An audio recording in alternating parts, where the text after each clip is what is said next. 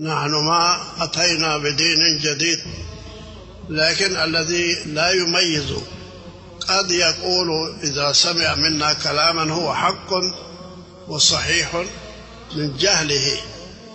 نحن والحمد لله على الخط الذي كان عليه الصحابة ومن تبعهم إلى يومنا هذا من علماء الإسلام، ما فتحنا للناس خطا جديدا. بسم الله الرحمن الرحيم. الحمد لله والصلاة والسلام على رسول الله، وبعد. اللهم اجعلنا ويانا خالصة لوجهك الكريم، اللهم آمين. بسم الله. Darsa hii itakuwa ni mahsusi kumzungumzia mtunzo wa kitabu kiitwacho Matnul Arba'ina An-Nawawiyya. Al-Imam An-Nawawi ni al-Hafidh al-Faqih al-Shafi'i Muhyiddin Abu Zakaria, jina lake ni Yahya ibn Sharaf An-Nawawi. Ananasibishwa na kijiji kinachoitwa Nawa. Nawa ni miongoni mwa ardhi za Hauran. Hauran ni miongoni mwa sehemu zilizopo mpakani mwa Dimashq, au ni miongoni mwa sehemu ambazo zipo karibu na Dimashq. Kwa hiyo Imamu Nawawi ni Dimashq pia, haswa kwa kuwa yeye al-Imamu Nawawi rahimahullahu ta'ala aliishi Dimashq pia kiasi cha miaka 28. Imamu Nawawi rahimahullahu ta'ala alizaliwa mwaka 631 Hijria na akakuwa katika sitara na kheri, na alikuwa wakati alipokuwa ni mtoto wa miaka 10 huko kwao kwenye kijiji cha Nawa, analazimishwa na watoto wenzake kwenye kucheza pamoja na wao, na yeye alikuwa anakimbia na analia kwa sababu anamlazimisha, na wakati wa kukimbia kwake alikuwa anasoma Qur'ani kwenye hali kama hiyo. Amemaliza kuhifadhi Qur'ani hali ya kuwa anakaribia kubalehe, na alikuwa rahimahullahu ta'ala ni mwenye rangi ya maji ya kunde, na alikuwa ni mwenye ndevu nyingi, na ndevu zake zilikuwa ni nyeusi na ndani yake kuna baadhi ya mvi, na kivazi chake ilikuwa ni kama wanazuoni wengine, yani kivazi cha kawaida. Alikuwa anavaa kivazi ambacho kinatoka Hawaran, ambacho alikuwa analetewa na mama yake ili avae.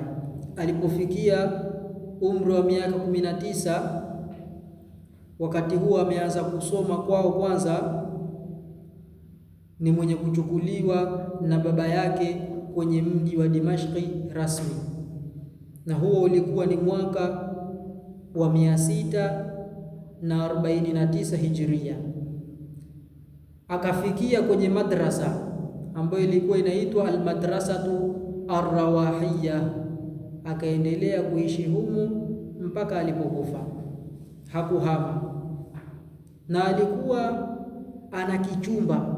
Sheikh Samir ibn Sami al-Qadi ambaye nimesoma kwake yeye pia hichi kitabu Matnul Arba'ina An-Nawawiyya, anasema kwamba amewahi kuizuru sehemu hiyo, akakiona hicho chumba ambacho alikuwa anakaa al-Imamu Nawawi. Ni chumba kidogo cha ajabu chenye mazingira ya kawaida.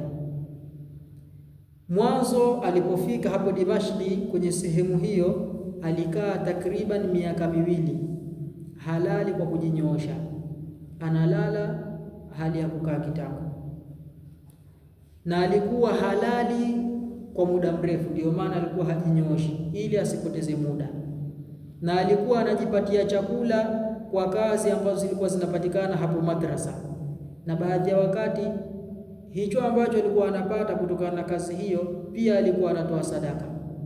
Kisha baadaye akaacha moja kwa moja kupokea hiyo mali ambayo inapatikana kutokana na kazi za kwenye hiyo sehemu ya madrasa.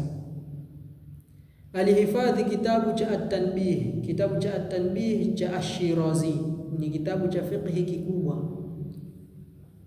Amehifadhi takriban katika muda wa miezi 4 na nusu.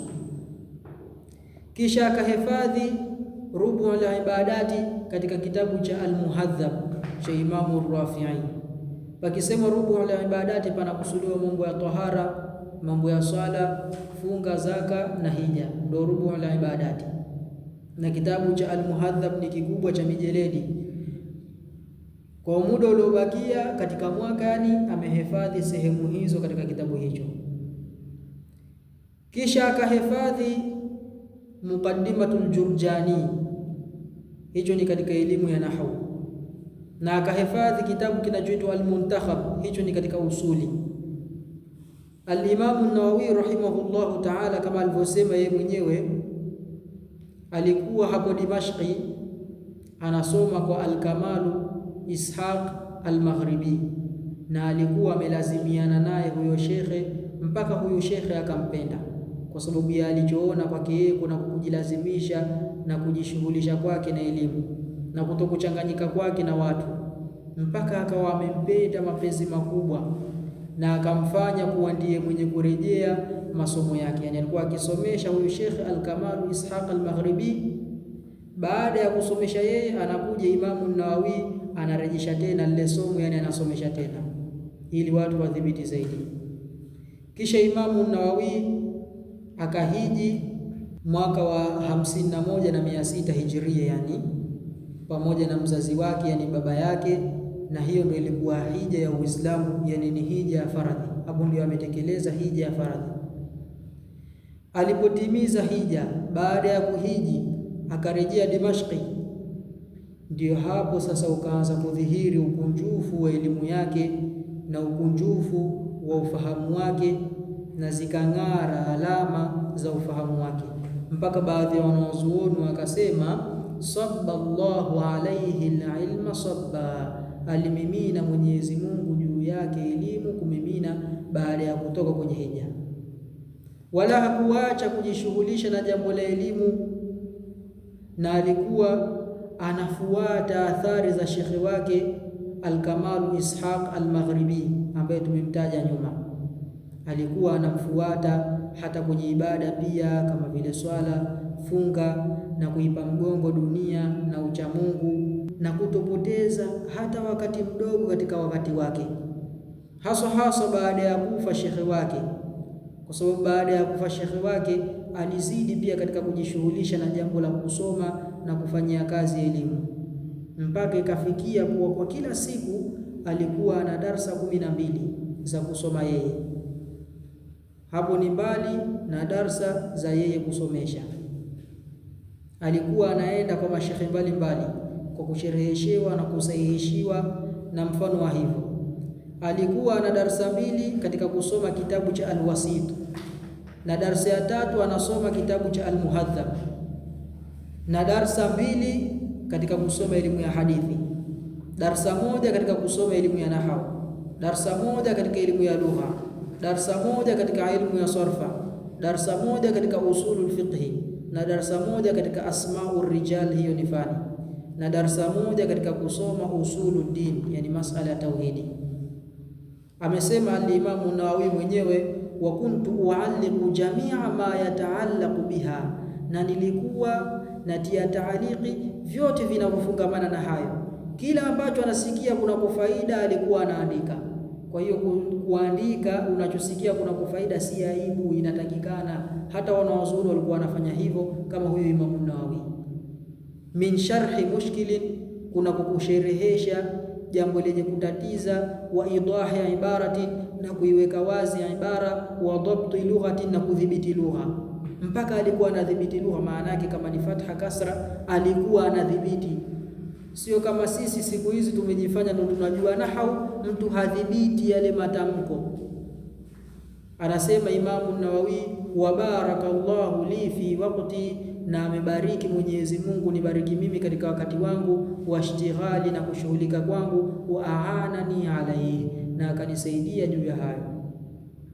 Mpaka ikafikia al-Imamu Nawawi akawa anapigiwa mifano katika kushughulika kwake na kutafuta elimu mchana na usiku, na kule kuwa kwake ni mwenye kuhama usingizi, isipokuwa akishindwa na usingizi. Alikuwa halali kwa kukusudia, mpaka usingizi ukimzidi hapo ndio analala. Na alikuwa ni mwenye kudhibiti wakati wake, bali nyakati zake alikuwa ni mwenye kuzidhibiti kwa kulazimiana na jambo la kusoma, kudurusu au kuandika au kurejea vitabu au kuenda na kurudi kwa mashekhe. Alikuwa hapotezi wakati wowote, hata katika usiku au mchana, isipokuwa anafanya kazi katika kujishughulisha na elimu au katika mambo yanayohusiana na mfano wa hayo. Mpaka yeye alikuwa akienda na akirudi kwa mashekhe, alikuwa anajishughulisha na jambo la kurejea vitu ambavyo amevihifadhi, au alikuwa anajishughulisha na kusoma vitabu vyake. Na yeye alibakia kwenye hali hii tuliyoielezea takriban miaka 6 kwa mfululizo. Na alikuwa pia, pamoja na hayo tuliyoyataja, ni mwingi wa kusoma Qur'ani na kuleta adhkari, ni mwenye kuipa mgongo dunia na ni mwenye kuielekea akhira. Al-Imam an-Nawawi rahimahullahu ta'ala, hatutaji vyote kwa ujumla, lakini tutataja kwa baadhi miongoni mwa vitabu ambavyo amevisoma. Kusomeshwa kwa kusikia, sio kuchukua mtu kununua akagaga ndani. Maana siku hizi watu wanaweka ndani, hawa wanaweka ndani, utakuta hivi ambavyo tunavitaja hawana vyovyote. Sasa yeye sio kuweka ndani tu, alikuwa anasoma kwa kusikia mwanzo mpaka mwisho, pamoja na kudhibiti sherhe na lugha kama alivyoelezea nyuma. Miongoni mwa alivyovisoma ni kitabu sahihi ya Bukhari na sahihi Muslim na Sunan Abu Daud na Sunan Tirmidhi na Sunan Nasa'i na Sunan Ibn Majah na kitabu cha Al-Muwatta cha Imam Malik na Musnad cha Imam Shafi'i na Musnad al-Imam Ahmad na Musnad ya Ad-Darimi na Musnad wa Abu Ya'la na Sahih ya Abu Awana na Sunan ya Ad-Daraqutni na Sunan ya Al-Imam Al-Baihaqi na Sharh ya Sunna ya Al-Imam Al-Baghawi na kitabu cha tafsiri Maalimut Tanzil utunzi wa Al-Baghawi na kitabu kiitwacho Amalul Yawmi wal Layla utunzi wa Ibn Sunni wal Jami'u li Adabi Rawi na kitabu cha As-Samia. Hivyo viwili ni utunzi wa Al-Khatib na Risalatul Qushairiyya cha Al-Imam Al-Qushairi na kitabu cha Al-Ansab utunzi wa Az-Zubair ibn Bakkar na kitabu cha Al-Khutbah na kitabu cha Al-Arba'in utunzi wa Al-Hakim na vitabu vingine vingi ambavyo hatuvidhibiti hapa kuvitaja, na vyote alikuwa anapokea kwa sanadi mpaka kwa watunzi wake. Sasa hivi mtu anakuja amekusanya tu maktaba, hivyo kukusanya kwa kimaktaba kwa kununua tu hajamfikie Imam Nawawi alikuwa ambaye anasoma, alafu yeye anajifanya ni hodari zaidi, anaambiwa amesema Imam Nawawi, anasema mimi nimesema. Kisha akajishughulisha na kutunga vitabu na kusomesha watu pia, akatunga takriban vitabu 50 kwa sababu alikuwa ni mwenye kazi nyingi. Miongoni mwa vitabu alivyotunga na kitabu cha Al-Majmu' fi Sharh Al-Muhadhab, na hichi alitunga hajakimaliza, ameandika mpaka katikati ya mlango wa riba. Wanawazuoni wamesema wa kitabuhu hadha lam yusannaf fil madhhabi ala mithli uslubihi, kitabu chake hichi hapajatungwa katika madhhabu ya Imamu Shafi'i mfano wa uslubu wake. Wa bihi urifa miqdaruhu, na kwa sababu ya kitabu hicho ndio kikajulikana cheo chake kwamba huyu mtu ni mwanazuoni mkubwa, yani kikazidi kujulikana mpaka baadhi yao wakasema laitahu akmalahu wa kharamat baqi kutubihi, laiti angelikimaliza kitabu hicho vitabu vyote vilivyobakia vikapotea, vyote lau vingelipotea au yangelitokezea mengine kwenye vitabu vingine, lakini hichi kitabu cha Al-Majmu' angelikimaliza kwa sababu ndani yake kuna faida nyingi mno na ni marejeo mpaka wale ambao ni wapinzani wake wanaosema Imam Nawawi ni mpotevu wanakitegemea hicho kitabu cha Al-Majmu' kwenye masala mbalimbali. Imam Nawawi rahimahullahu ta'ala alitawalia uimamu baada ya al-Imamu Abu Shama, yani alitawalia ushekhe, uongozi wa mashekhe kwenye hiyo sehemu au kwenye nafasi ya Darul Hadithi al-Ashrafiyya, pamoja na kwamba yeye alikuwa ni mwenye umri mdogo zaidi, na pamoja na kwamba walikuwepo ambao pengine riwaya zao zipo juu zaidi katika wakati wa mashekhe zake, pamoja na kwamba walikuwepo ambao ni wakubwa zaidi kuliko yeye, akashughulikia jambo hilo mpaka alipokufa. na akaeneza elimu kwa wingi, na ambacho kimemdhihirisha yeye na kikamtanguliza kwenye cheo hicho baina ya wale ambao yuko pamoja nao na ambao wamemzidi na ambao ni watambuzi zaidi kuliko yeye, ni wingi wa kuipa kwake mgongo dunia, na kuwa yeye ni mwenye kuifuata dini, ni mwenye kuifuata sheria, ukamilifu wa kuifuata, na kwa sababu ya uchamungu wake. Hii ni miongoni mwa sababu ya hicho cheo cha kusimamia Darul Hadithi al-Ashrafiyya, yani ushekhe wa sehemu hizo, kuwa ni kiongozi wao, akapewa yeye. Pamesimuliwa pia kwamba yeye al-Imamu Nawawi rahimahullahu ta'ala, kabla ya kufa kwake, ilhali umebakia muda mdogo, alikusudia kuzikosha karatasi za kitabu chake cha Ar-Rawda ambacho ni katika fiqh. Alikusudia kukosha.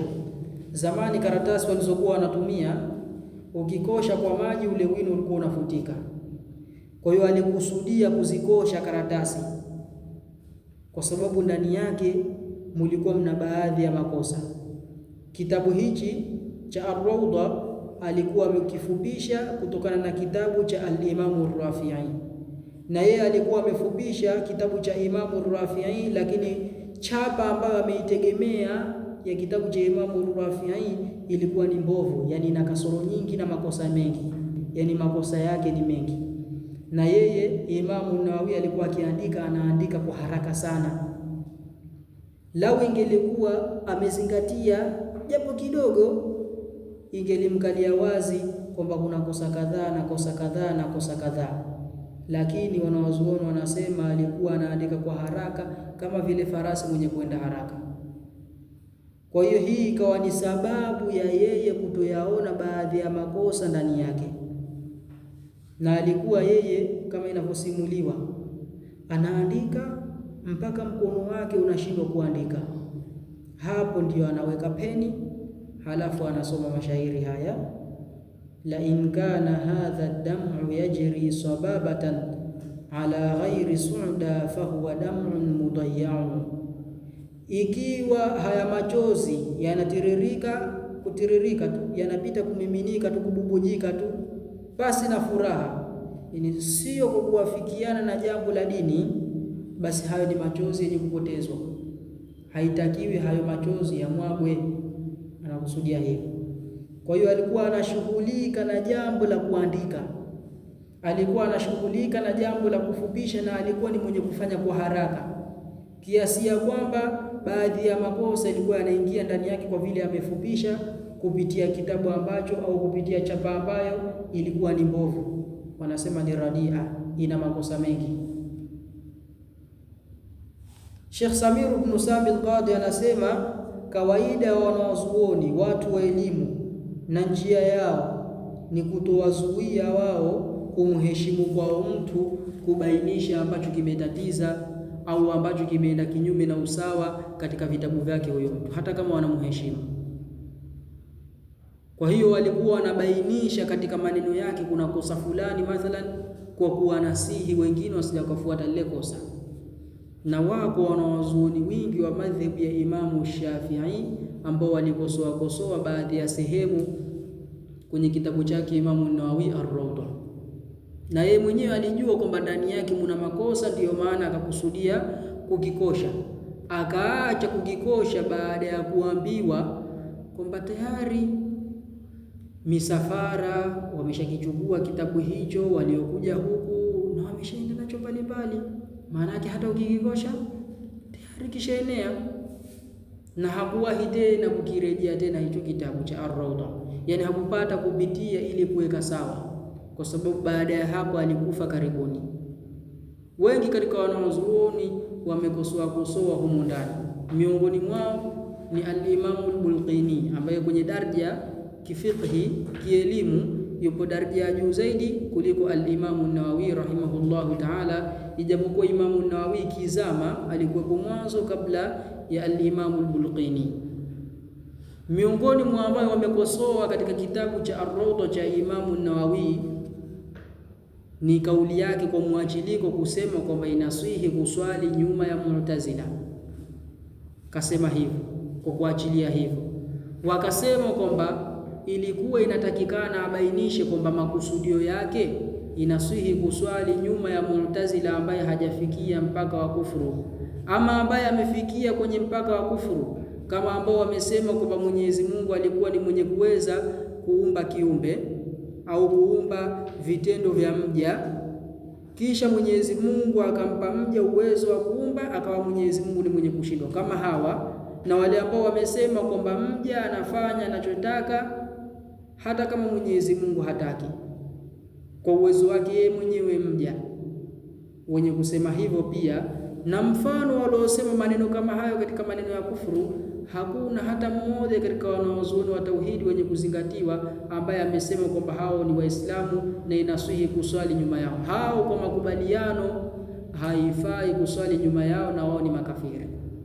Na yeye mwenyewe al-Imamu an-Nawawi amebainisha katika sehemu nyingine za kitabu hicho cha Rawda kwamba hao ni makafiri katika kutaja masala ya ar-ridda. Akataja masala ya ar-ridda, mjumuisho wake unakusanya kwamba na hao Mu'tazila ni makafiri, haifai kuswali nyuma yao. Kwa hiyo inaweka wazi kwamba hapa aliposema inasihi kuswali nyuma ya Mu'tazila ni ambaye haijafikia mpaka wa kuingia kwenye kufuru. Na tabaan pakisemwa kwamba inasihi, maana yake sio kwamba ndio ufanye inasihi, yani sio haramu. Lakini wanawazuoni wanazungumza kwa upande mwingine kwamba kuswali nyuma ya mtu kama huyo, mtu wa uzushi kwenye akida, inakuwa hapana thawabu ndani ya jamaa hiyo. Kwa hiyo vizuri mtu asiswali nyuma yake, lakini inasihi au haisihi? Inasihi ikiwa hajafikia mpaka wa kufuru. Na wakamrudi kwenye sehemu nyingine pia kwenye kitabu hicho cha Ar-Rawda. Miongoni mwa hizo ni kuachilia neno la kwamba ni haramu kutazama uso wa al-amrad. Al-amrad ni mwanamume ambaye hajaota ndevu, hajaota sharubu, kijana kama hivyo. Kuachilia neno hilo na kuachilia neno la kwamba ni haramu kutazama uso wa mtu ambaye ni wa kando bila ya kuweka uchambuzi. Yani bila kuweka uchambuzi kwamba wakati gani itakuwa ni haramu, ikiwa ni kwa matamanio, ikiwa sio kwa matamanio si haramu. Hilo wakakosoa. Pia wakamrudi kwenye sehemu nyingine kama vile kwenye kitabu hicho cha Ar-Rawda amelitia neno la Ar-Rafi'i kwenye kitabu chake, yani hili hajalifuta. Neno gani? Amelitia neno la kuharamisha kumgusa maharimu, amelitia neno hilo.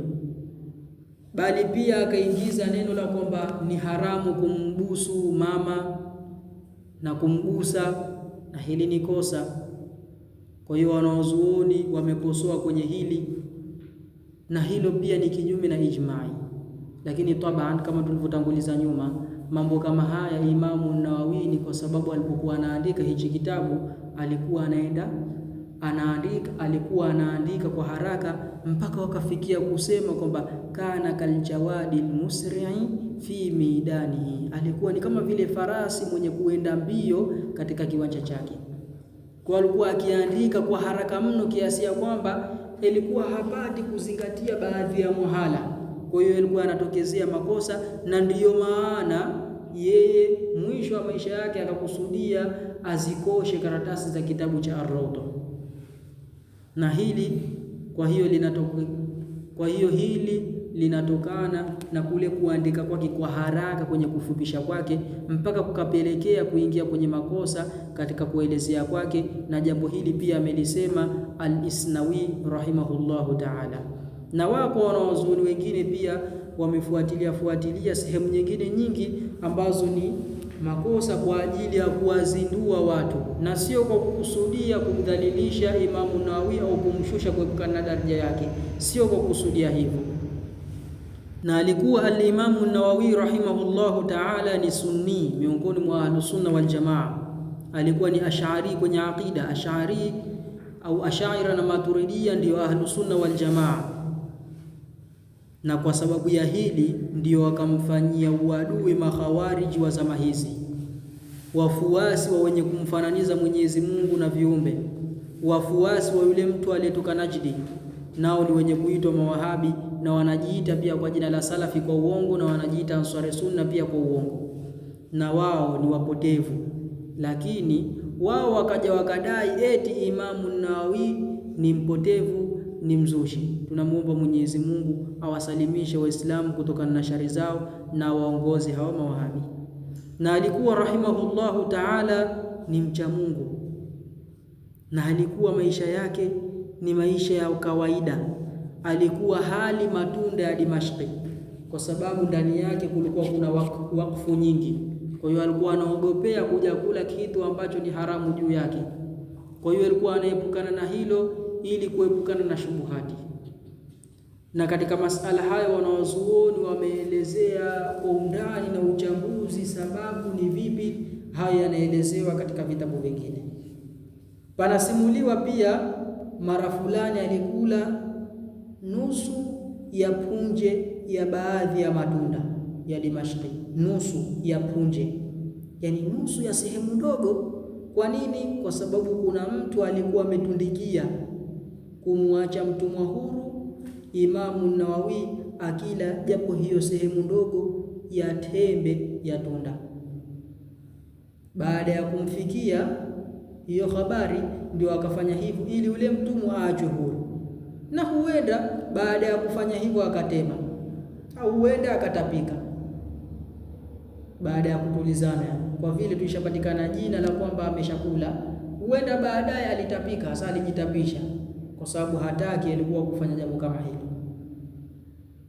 Na amesimulia Al-Yafi'i katika kitabu chake Rawdur Rayyahin kwamba kuna mwizi fulani alimpora Imamu Nawawi kilemba chake, akawa anakimbia, na Al-Imamu Nawawi akawa anamfuata, akawa anasema kwamba nimekumilikisha, sema kabiltu. Mwizi anakimbia hata hana habari.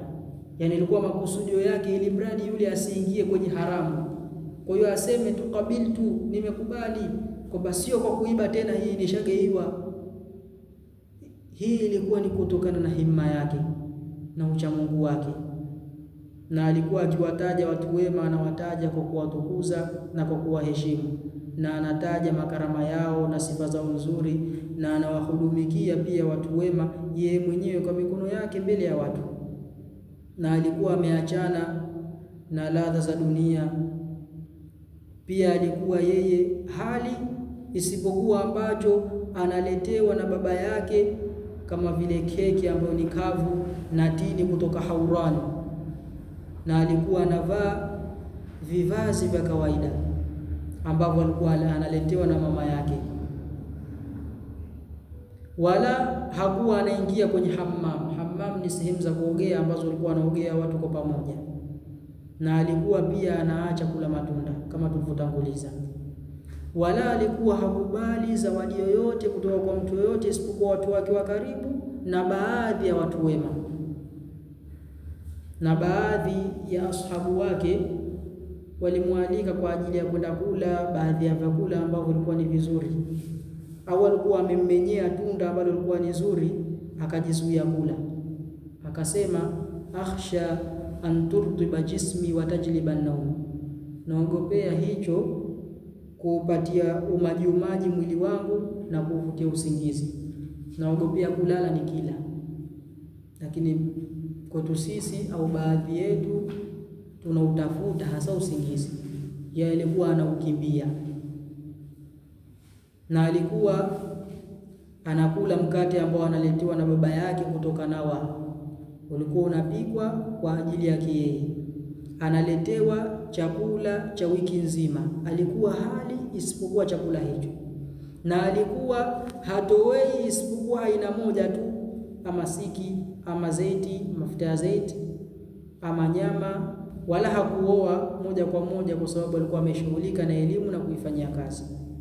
Na baadhi ya wanawazuoni walimlaumu kwa nini haingii katika hammam, sehemu za kuogea za pamoja, na kwa nini maisha yake anayafanya kuwa ni ya taabu katika kula kwake na kuvaa kwake na hali zake zote, mpaka akasema kwamba naogopea kwamba wewe atakupata maradhi ambayo yatapelekea wewe kuharibika mwili wako, utajidhuru. Kwa hiyo utapata kitu ambacho ni kibaya zaidi kuliko hicho ambacho unaogopea.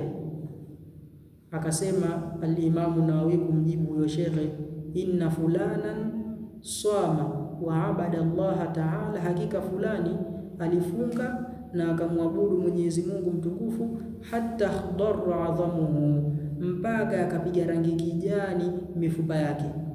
Akasema yule mwanazuoni aliyokuja kumlaumu, nikajua kwamba yeye sio lengo lake kupata daraja tu za duniani, lakini huyu ni mwenye kuipa mgongo dunia, na yeye hashughulikii kile ambacho sisi tupo bize nacho. Na mengi wanaozuoni wamezungumza kuhusiana na yeye. Pia alikuwa yeye haogopi kuzungumza kuhusiana na mtawalaji wa nchi.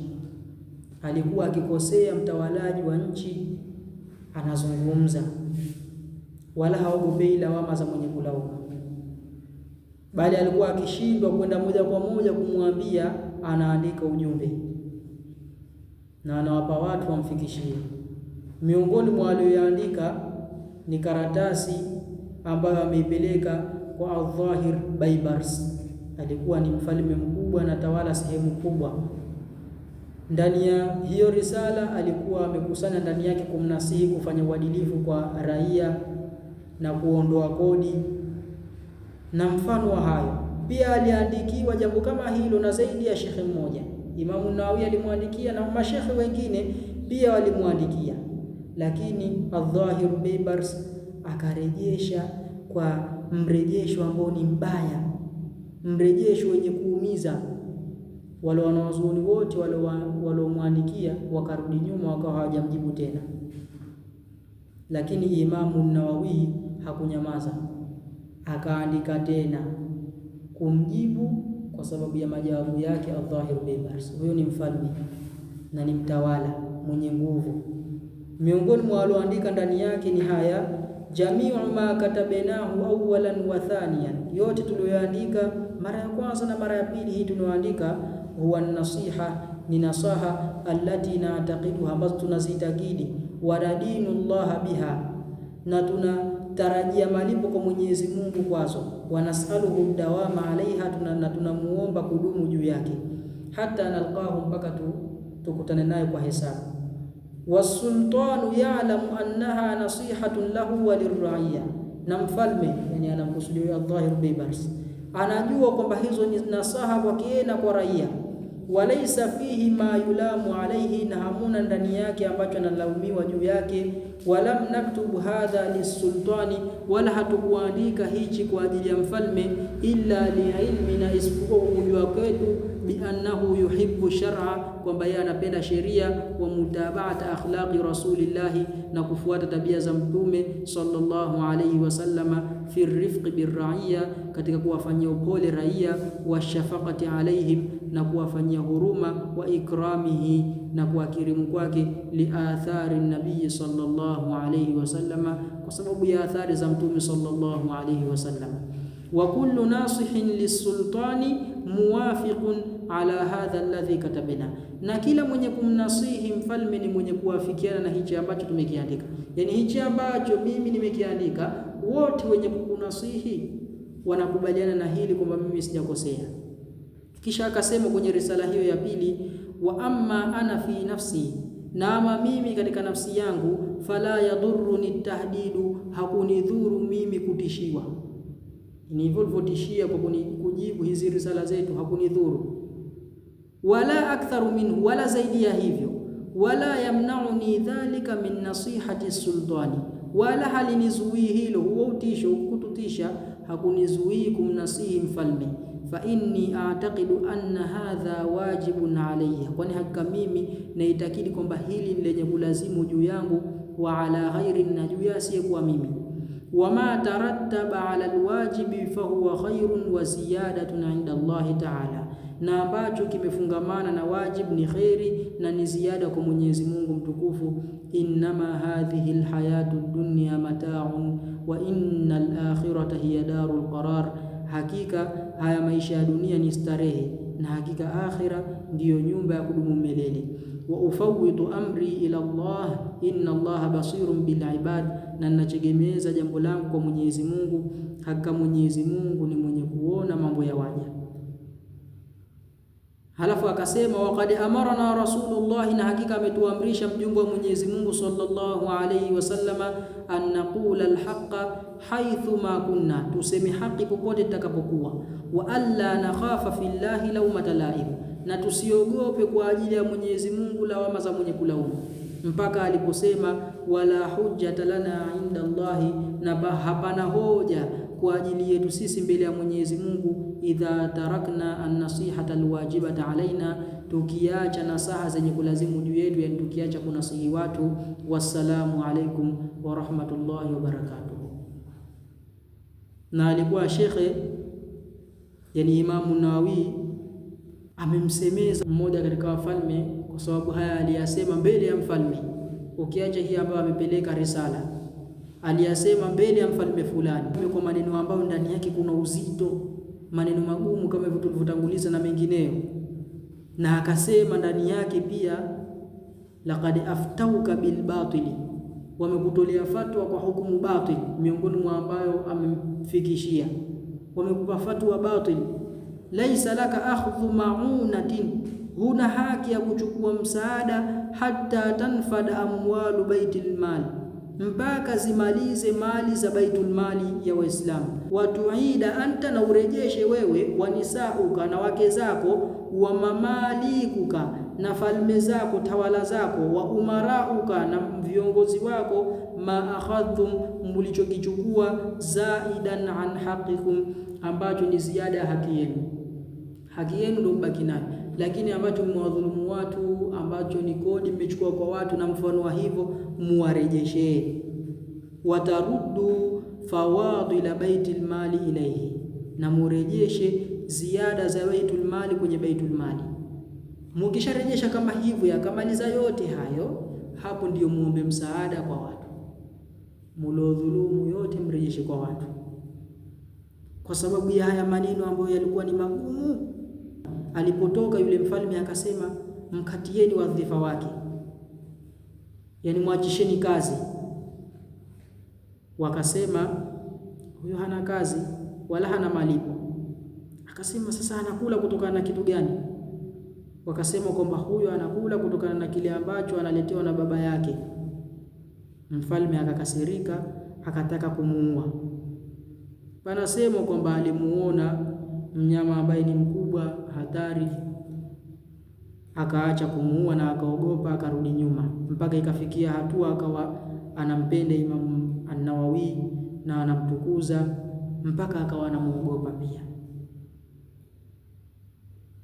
Pia ametusimulia Sheikh wetu Sheikh Abdullah Al-Harari, maneno haya anasema Sheikh Samir, na mimi nimesikia kwake yeye, kwamba mtu fulani miongoni mwa ambao wanajinasibisha na elimu alikuwa anakithirisha kumtukana Imam Nawawi na kumzungumza kwa ubaya.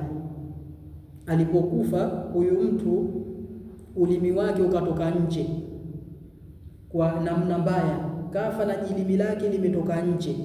Akaja mnyama fulani kama vile paka, akaula ulimi wake akaondoka nao.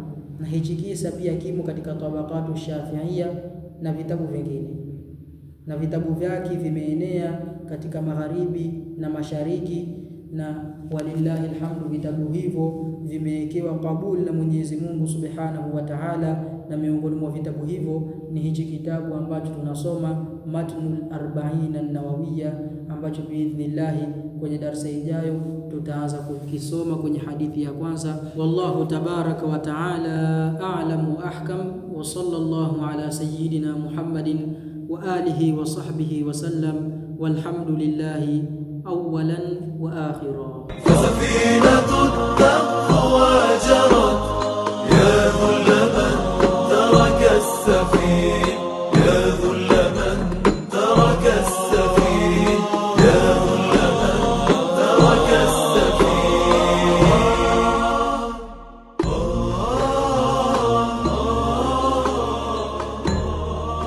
من لم يخسر رأس المال فكأنه لم يخسر.